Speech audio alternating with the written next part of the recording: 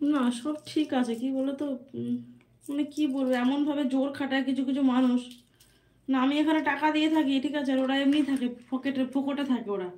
তারপরে এমন ভাব করে না, তোমায় আমি কি বলবো। এই যে এখন আমার দড়িতে সকালে জামা কাপড় মেলে গেছে, তা আমি একজনকে শুধু বলেছি যে অমুককে একটু জিজ্ঞাসা করুন না ওনাদের জামা কাপড় কিনা। আমাকে যেন না সেই হাজার খানেক কথা শুনিয়ে দিল। হ্যাঁ, আমি এখন কাকে কি জিজ্ঞাসা করতে যাব? আমি লোকের বাড়ি বাড়ি জিজ্ঞাসা করতে যাব? আমি ওনাকে নির্দিষ্ট একজনের মানে ওনার জায়ের কথাই বলেছি। আমি শুনেছিলাম ওনার যা নাকি মেলে গেছে জামা কাপড়।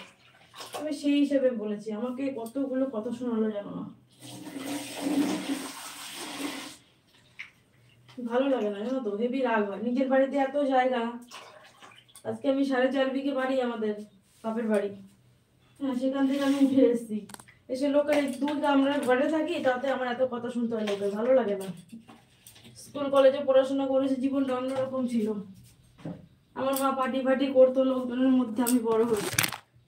আর তার মধ্যে এরা এমন করে না, আমার নিজেকে ছোট লোক মনে হয় জানো তো।